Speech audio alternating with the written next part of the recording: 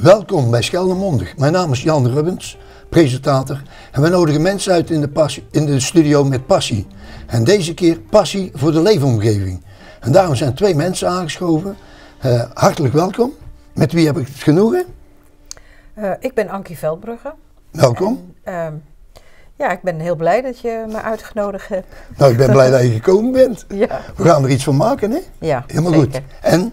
Ja, Van Wijk. En ook passie voor de leefomgeving? Ook passie voor de leefomgeving, anders zou ik hier niet zitten. Daarom, hè. Ankie, waar ben je geboren en waar kom je vandaan? Oh jee, wat een vraag. Ja, nou even in kort toch, voor de kijkers. Oké. Ik ben geboren in Groningen. Gaat niks boven Groningen? Niks boven. Ik ben al op mijn 20ste alweer naar de helft van Nederland naar beneden gezakt. Maar binnen de laatste 40 jaar in Zeeland gewoond. En wat heb je gedaan in het midden van Nederland? Van alles. Gestudeerd? Van alles. Nee, geleefd. Van alles gedaan. Oh, en ik heb heel veel verschillende beroepen gehad en zo. En de laatste jaren bij een gemeente gewerkt. En ook bij de opvang van asielzoekers. Oh. Daar heb ik geleerd wat ik leuk vind om te doen. Eigenlijk heb ik daar geleerd wat ik leuk vind om te doen. En dat is passie voor de leefomgeving. Ja. Maar daar hebben we het straks over. Daar gaan we het over hebben. Ja. Ja? Ik ben geboren in Leiderdorp. Dat ligt bij Leiden. En ik ben eind 70 jaar naar Zeeuws-Vlaanderen verhuisd. Ik wist niet waar ik terecht kwam. Ik solliciteerde bij de toenmalige Zuidelijke Landbouwmaatschappij als voorlichter. En die zeiden van, ga maar naar Zeeuws-Vlaanderen, zoek maar een woning en ga maar beginnen. En zo ben ik hier begonnen met pionieren. En later ben ik overgestapt naar de Rabobank. En daar heb ik 22 jaar gewerkt in diverse functies. En een jaar of 11 geleden met pensioen, vervroegd pensioen. Toen hadden ze me niet meer nodig, blijkbaar. Toen kon ik eruit. Toen ben ik nog als zelfstandig adviseur verder bezig, actief geweest. En ik doe nu nog wat vrijwilligerswerk zoals KNM. En ik ben eigenlijk altijd bezig geweest met advisering van ondernemers. Dus ik heb altijd in de adviesfunctie gezeten. Dus vandaar ook bij KNM Advies past dat eigenlijk naadloos aan. Alleen het is wat minder met ondernemers, maar meer met burgers en burgerparticipatie. Ja. En dat vond ik wel leuk om dat aanvullend te doen aan het ondernemerschap. Ja, want jij zei Paul, KNHM, wat betekent dat? Koninklijke Nederlandse Heidemaatschappij. Dat was vroeger toch met grond en zo, weet je wel? KNM is in 1888 opgericht als organisatie. Met name bedoeld om ontginning van de woeste gronden, aanleggen van bossen en dat soort dingen. En het was een ideële vereniging. Toen eigenlijk was het al een ideële vereniging. Er waren allerlei notabelen waren daar lid van. En 100 jaar later is uiteindelijk zijn ze gesplitst. En is eigenlijk het vaktechnische deel van de KNM van Heidemij, meestal bekend onder de naam Heidemij. Ja. Die zijn toen afgesplitst en die zijn verzelfstandigd en dat is later Arcadis geworden. Arcadis is dus eigenlijk... is in feite het technische bureau. Dat is inmiddels een organisatie die wereldwijd allerlei technische projecten begeleidt en doet. En KNM is, Foundation heet het nu, KNM Foundation is nu een vereniging die deel van de aandelen heeft van Arcadis. En uit dat aandelen, dividend wat ze elk jaar krijgen, daar kan KNM Foundation leuke dingen mee doen. Zoals onder andere wij als adviseurs ondersteunen om adviezen te geven aan mensen die met allerlei ideeën rondlopen. Maar jullie zijn eigenlijk vrijwilligers dan, Jankie, begrijp Wij zijn vrijwilligers. Ja. De KNM heeft gewoon het is een organisatie met maar een paar mensen die er echt werken als medewerkers. Maar zo'n 200 adviseurs, vrijwilligers. Over heel Nederland verspreid. Ja. Allerlei beroepen hebben die gehad, hè, waarschijnlijk. Hè? Dus jij bent financieel. Ja. En jij bent meer voor de people?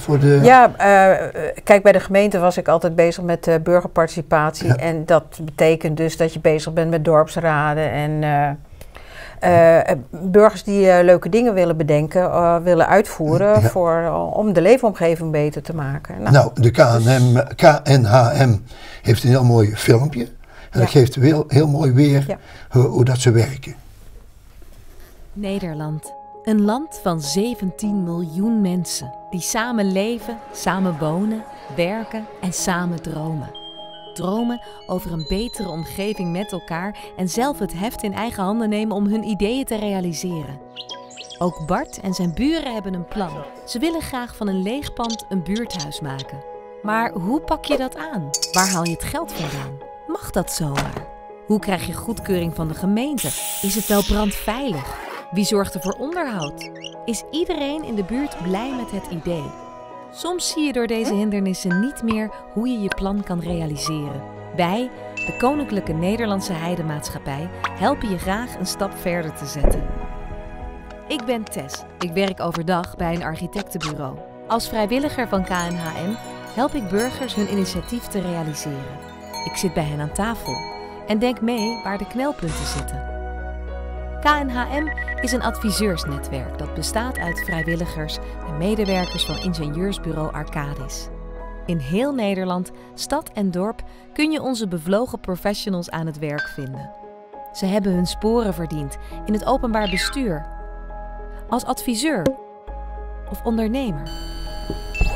Hun expertise zetten we in bij het realiseren van burgerinitiatieven. Dankzij deze mensen met verschillende achtergronden wordt je plan op de goede weg gezet. Zo helpen we kleine als grote projecten die soms zelfs meerdere jaren duren. Ook bieden we kennis aan door workshops en bijeenkomsten. En inspiratie door ons magazine De Werkplaats. Door onze jarenlange ervaring en netwerk weten we vaak de weg te vinden bij verschillende instanties. Wat doet KNHM nog meer? We adviseren en lenen geld aan sociale ondernemingen en organiseren Arcadia, een wedstrijd waar leerlingen ideeën bedenken voor de ideale stad van de toekomst. Ook motiveren we en zetten we burgerinitiatieven in het zonnetje met ons programma Kern met Pit. Waarom doen we dit? Omdat we geloven dat gewone mensen, net als Bart en zijn buren, net als jij, de omgeving mooier kunnen maken. Heb je ook een mooi idee of een plan dat tot een burgerinitiatief kan leiden? Ga naar onze website www.knhm.nl.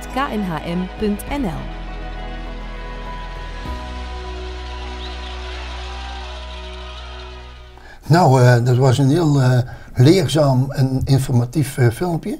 Heb je nog iets aan toe te voegen, Jaap? Nou ja, wat Ankie zei net van 200 vrijwilligers voor KNM Advies. We hebben dus 4 onderdelen. We hebben KNM Advies, we hebben KNM Arcadia, we hebben Kern met Pit en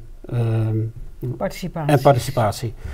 Goed is nog te noemen dat, ik noemde net Arcadis, naast die 200 mensen die actief zijn bij KNM Advies, zijn er ook nog 200 mensen van Arcadis bereid om in hun eigen tijd, betaald door de baas ook nog, om ons te ondersteunen als wij met technische vragen zitten. Zoals bijvoorbeeld als er ergens iets verbouwd moet worden en er moet een bestek en tekening gemaakt worden, dan komt er iemand van Arcadis belangeloos dat doen voor ons. Dus dat is in het kader van hun maatschappelijk verantwoord ondernemen. Okay. Daar kunnen wij wanneer nodig goed gebruik van maken. Helemaal goed. Ankie, ik zag ook Kern met Pit ik voorbij komen.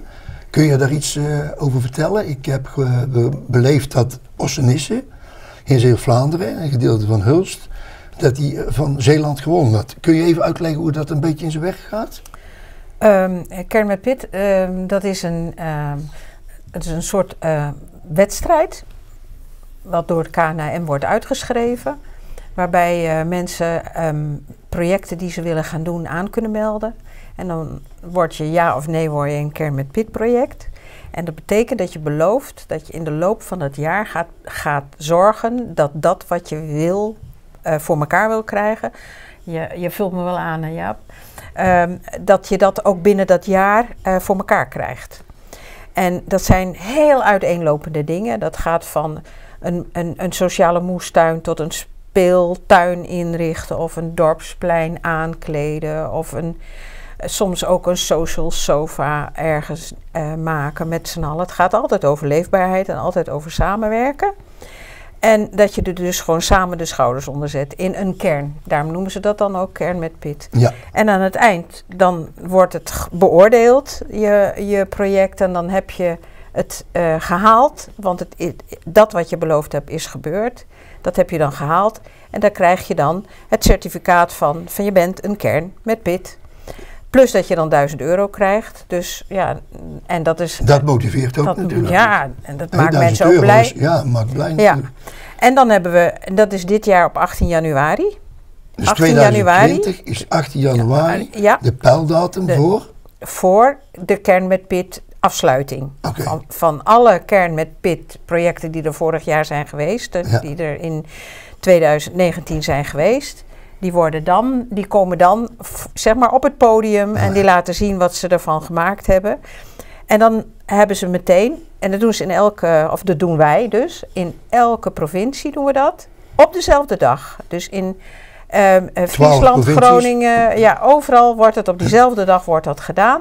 En bij elke provincie komt daar 1 winnaar uit. Ja. En die wordt dan gekozen uit de projecten die we hebben gehad. Ja. En die gaan dan weer door naar het landelijke kern met pit verhaal. En dat landelijke kern met pit verhaal, daar ben ik jou wel eens tegengekomen. Dat klopt, ja. Maar voordat we dan naar de film gaan kijken, wat zijn ongeveer de criteria waar je aan moet voldoen? Want je kunt niet iets commercieels naar voren brengen, toch? Nee, het moet echt een activiteit zijn van een wijk of een kern. Mensen die gezamenlijk iets willen realiseren voor die wijk of die kern.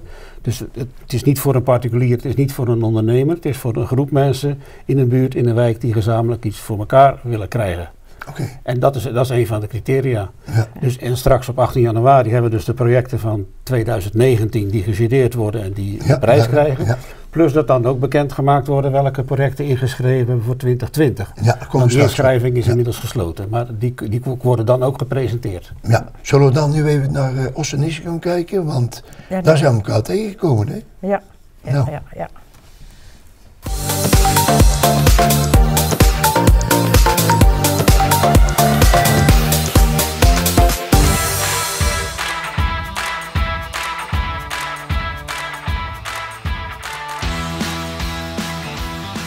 Ineke, wat is er hier aan de hand? Wij zijn hier allemaal ter ere van het feit dat wij de kern met pit gewonnen hebben van Zeeland. Wij hadden al een heel mooi centrumpark ingericht. En daar ontbrak nog een plein. Dat was een lelijke puist in het dorp. Dat hebben wij aangepakt met subsidies aanvragen, onderhandelen met gemeenten en aannemers. Maar ook vooral om draagvlak bij de bewoners te krijgen door met de bewoners te bespreken. En die ook aan het werk te zetten. En daar ben ik heel goed in om iedereen die, dat weet jij van Liesbeth, om iedereen die wat kan, om die aan te moedigen, dat in te zetten voor het dorp. Ik ben voorzitter van de stichting Hof ter Nesse. Dat is de stichting die het dorpshuis exploiteert, zeg maar. En wij hebben als dorpshuis samen met de dorpsraad hebben wij alle fases van het project Dorpshart mee georganiseerd en getrokken. En het bedenken van al die plannen, was dat iets van het bestuur of was er ook toen al heel veel input uit het dorp zelf? Nou, het was vooral input vanuit het dorp zelf. Maar het begint met een concept. En dat concept waren eigenlijk altijd ideeën van mensen uit het dorp. En wat wij gedaan hebben is het technisch uitgewerkt, de financiën erbij gezocht en vervolgens de zaak gerealiseerd.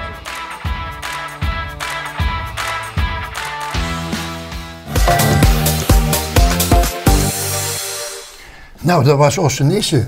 En dat was wel heel leuk om te vertellen. 10 jaar geleden ongeveer hebben ze mij als omroeper gevraagd om mee te helpen om dat project op te zetten. Maar toen was het nog eigenlijk geen kern met pit, heb ik begrepen. Dan ben ik als omroeper met 20 kinderen achter me aan overal aan gaan bellen. En als ze dat meededen, kregen ze de bel. Dus als ze niet meededen, kregen ze de bel niet. Dus bijna iedereen deed mee. Niet alleen omdat er natuurlijk gebeld werd, maar gewoon iedereen die droeg dat een goed hart toe. Ja. Wil je nog even wat toelichten? Ja, het leuke van dit project was ook dat het niet alleen in de opzet meegedacht is, maar ook in de uitwerking, zoals je op het filmpje zag, dat iedereen uit het kern Ossenisse zelf ook de handen de mouw heeft gestoken. Dat ook een aannemer belangeloos zijn medewerking heeft gegeven door de materialen beschikbaar te stellen. En Arcadia heeft hier ook weer een tekening voor gemaakt voor dit dorpsplein. Ja. Arcades. Arcades. Ja. Arcadia, dat is de...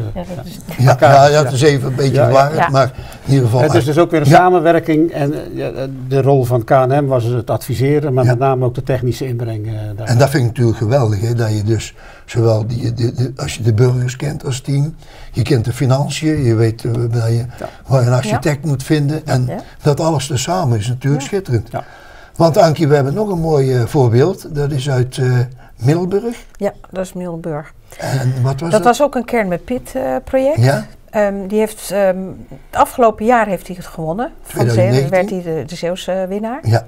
Dat was een sociale moestuin in Middelburg. En die draaide al. Dus die zorgde met vrijwilligers, werd er een grote tuin, werden moes gekweekt, groenten gekweekt. En mensen die een veel te kleine beurs hebben, die konden daar dan 1 keer, 2 keer per week kunnen ze hun groenten ophalen. Dat is nog steeds zo. Maar die mochten dat doen op een klein stukje grond van een projectontwikkelaar vanuit de crisis niet eens gaan bouwen. Van, gaan jullie dat maar doen? Lag brak. Maar het was geen crisis meer. Oh. En dan? Moet je dan moeten ze weg. Dus dat het Kern met Pit project was, wij moeten hier weg, wij moeten iets anders vinden, een andere plek waar we terechtkomen. Zullen we eens even gaan kijken? Ja, dat is echt, echt leuk. Kunnen ze. Ja. Ook niet trouwens even mijn tas van mensen die zeiden, nou, we kunnen dat stuk.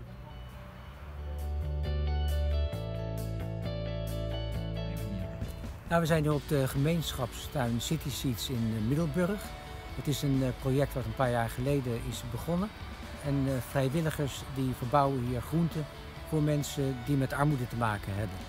Er is een ploeg van zo'n 25 vrijwilligers die op dinsdagochtend, woensdagochtend en vrijdagochtend hier zijn om die groenten te verbouwen.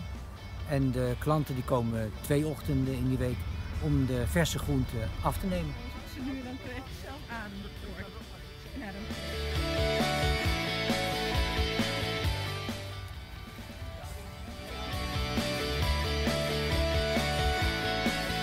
Bouwlocatie, wij moeten hier weg en we willen naar een permanente locatie.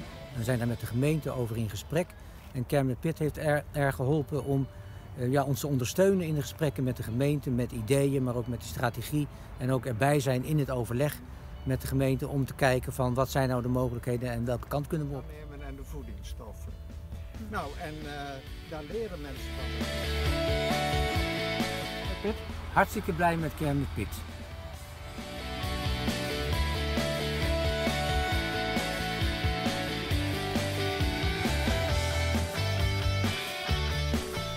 Nou, weer blije mensen over de Kern met Pit. Alleen het afgelopen oudjaar, nieuwjaar. Ging het daar niet goed? Nee, vertel. Nee. Dat is met oud en nieuw. Ze hadden net een hele grote nieuwe kas neergezet. Daar hebben ze met man en macht met z'n allen aan gewerkt. En die is dus ramen ingegooid. En die kas die was gewoon echt helemaal kapot. Maar het leuke was, dat kan ik nu vandaag melden. Oh. De ramen zaten er na een week alweer weer in. Iedereen heeft bordje bij bordje en iedereen heeft meegewerkt. Ja. De leverancier van het glas levert zelf. Ze hebben een heleboel goodwill om zich heen. Ja. Dus de vrijwilligers zijn het gaan schoonmaken. Er komt een glaszetter die wil dat als vrijwilliger ook weer gaan doen. Dus weet je wel, als je samenwerkt om dingen voor elkaar te krijgen, dan is dat ook altijd een soort zwaankleef aan dat is een mooie uitdrukking, ja. Heb jij dat gevoel ook, met allerlei Kern met Pit instanties en zo? Ja, niet alleen Kern met Pit, maar ook bij de grotere advies. Want hoe werkt dat nou? Het is niet altijd Kern met Pit, maar Kern met Pit ook wel eens is zoals Ankie net uitlegde, dat is gewoon een afgerond project. Zo zijn we bijvoorbeeld met andere projecten bezig, die kunnen veel langer duren. Zo zijn we bijvoorbeeld bezig de dorpsraad van Katzand ondersteunen bij het opzetten van een dorpsvisie. Dat is dus overleg met de gemeente, overleg met de gemeenschap. Dus je snapt, dat krijg je in een jaar niet rond. Dus dat is geen Kern met Pit? Dat is geen Kern met Pit, maar dat is een KNM-advies. Project. En we hebben meerdere projecten. We zijn ook bezig met een dorpshuis in Goes, een dorpshuis in Krabbedijken. Vandaag nog ben ik bij Zuid-Zande geweest, daar hebben ze de school gekregen. Omdat de school naar Katzand ging, naar de kustschool, was het gebouw vrij. En de gemeente zegt, dorpsraad, wil u daar een multifunctioneel centrum, een dorpshuis van maken? Nou, die mensen die vragen dan aan ons advies, help ons daarbij om dat allemaal op te zetten. Waar moeten we aan denken? We nemen ervaringen mee van anderen. We hebben afgelopen jaren, kunnen we wel stellen, in Waterlandkerkje met elkaar bezig geweest om daar een dorpshuis gerenoveerd te krijgen. Dat is ook een project. En dat was ook een project. Nou, ik heb over zwaankleef aan. Ja, volgens mij kleeft heel Waterlandkerkje aan elkaar. Want dat is één gemeenschap geworden die maar met één doel was, dat dorpshuis moet er komen. Nou, ik ga ze uitnodigen.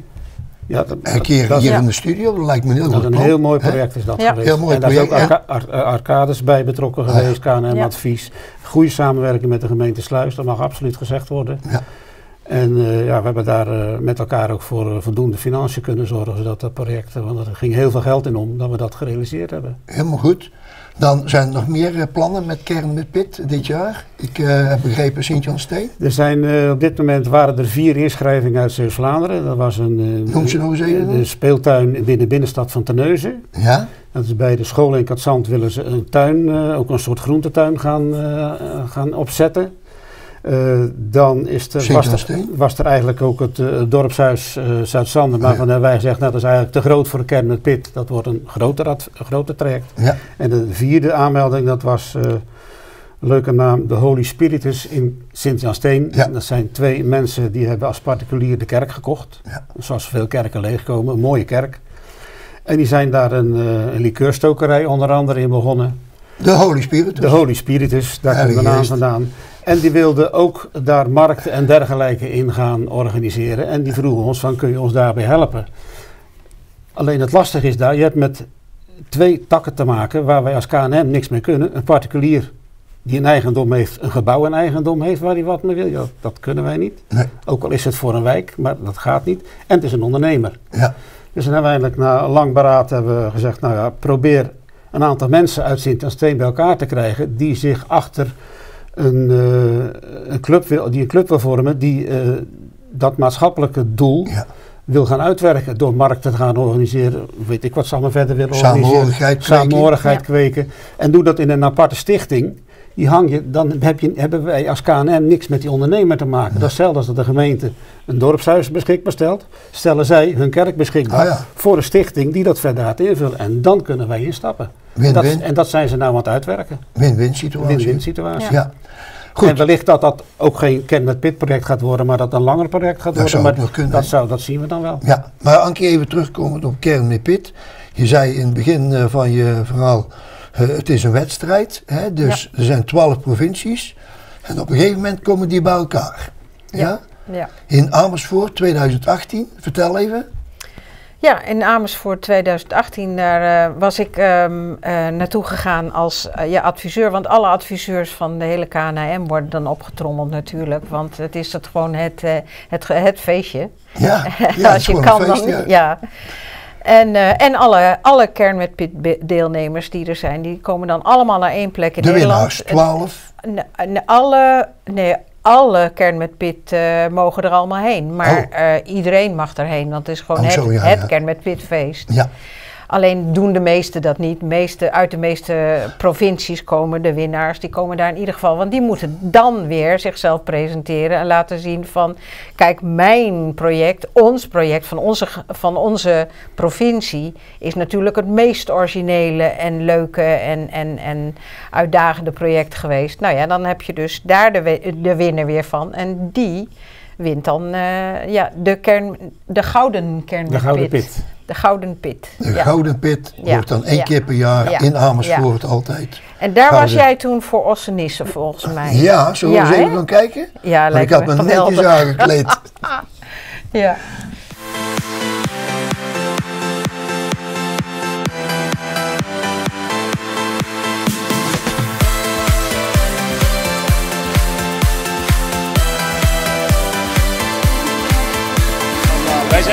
We zijn tarwe en spel en boekmede aan het maken. En hier hebben wij smoothies gemaakt. Die delen we uit aan de mensen om ze te laten zien wat je met gezonde dingen, wat voor lekkere dingen je kan maken. Wij hebben op Schiermonnikoog een pluktuin opgezet waar we groenten en fruit en bloemen verbouwen. Meneer, wou een stukje pannenkoek? Heerlijk. Ja. Zou thuis niet beter kunnen.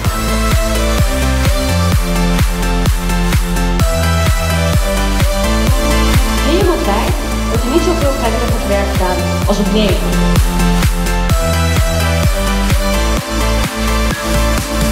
Er zijn nog meer ballen in de zaal, maar die blijven ook in de zaal daar staan. Het is echt heel bijzonder.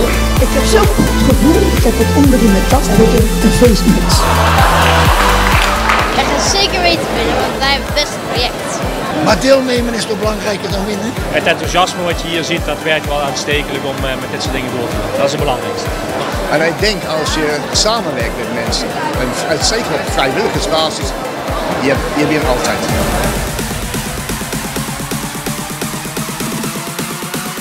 Maar ze hebben ook nog gewonnen met klanten. Nou, dan is het vrij duidelijk. Kom naar voren, Groningen!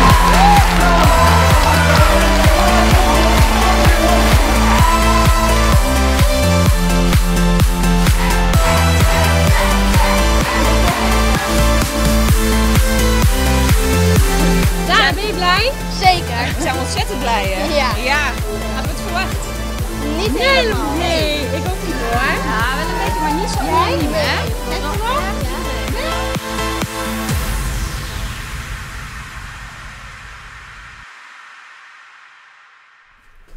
Nou, dat was de Gouden Pit in Amersfoort. Het was gewoon een compleet feest, hè?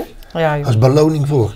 Maar ik begrijp, jullie willen natuurlijk nog een oproep doen voor de Kern met Pit. We hebben er al een aantal genoemd. Voor West-Vlaanderen. Maar Floris, Joris? Niet zozeer een oproep doen voor Kern met Pit, want de inschrijving is gedaan voor 2020. Maar ze weten nu wat ze voor 2021 moeten zijn? Ja. In september aanstaande kan je daar weer voor inschrijven. En dat kan via de site knm.nl. Ja. En daar staan ook alle informatie over allerlei workshops die we landelijk organiseren. Daar kan je ook op inschrijven. Ja, dus, ik heb ook een keer zo'n workshop, heb een keer in Hulst gedaan. Dat was zeer interessant, dat ging over de financiën dan. Ja. Doe jij ook wel eens workshops zo, Ankie? Ja. Ik geef workshops over hoe je een plan handig kunt gaan maken. Want mensen denken heel vaak van, nou, ik wil iets gaan doen, dus dan heb ik de gemeente nodig of zoiets. Maar je hebt heel vaak veel meer nodig dan alleen maar de gemeente. Je hebt ook veel meer nodig dan alleen maar geld. Maar het kan ook een vergunning zijn of gewoon hele andere dingen. En dan in een plan schrijf je al vast, maar in een plan maak je al gewoon vast alle dingen die je moet bedenken om iets voor elkaar te krijgen. Nou, daar geef ik workshops over. Op 18 januari geef ik daar ook weer een workshop over. Iedereen die leuk vindt om de schouders onder de leefomgeving te zetten, is op 18 januari in de Stengen welkom. In de Stengen Henkensand. In de Stengen. In Henkensand. Kijk even op de site hoe laat het precies is enzovoort. Maar daar kan je dan sowieso terecht. Maar waar wij een oproep voor willen doen is gewoon echt projecten buitenom Kern met Pit. Ja, begrijp het. Ja. En dan wil ik nog wel heel graag even noemen dat wij projecten voor de leefomgeving als KNM steunen wij geen projecten die ergens tegen zijn. Dus wanneer er een actiegroep is van doe dat dorpsplein in Orsenisse de deur uit, dan doen we niet mee. Oké, ik snap het. Dus het gaat echt om dingen samen opbouwen, samenwerken. Daar steek je energie in. Kennis en ervaring brengen wij mee. Wij brengen geen geld mee, maar we helpen de mensen wel om het geld te vinden. Oké. Nou, zullen we het daar weer laten? Ja. Helemaal goed. Beste kijkers, dit was weer een aflevering van Scheldemondig. En we danken natuurlijk iedereen voor het kijken. En natuurlijk onze gasten die hier aangeschoven zijn. Bedankt voor jullie tijd. Ankie, hartelijk dank. Graag gedaan. Leuk dat je er was. Graag gedaan, ja. Ook hartelijk dank. En veel succes met alles. Hè. Dat gaat goed. Dankjewel. Dankjewel.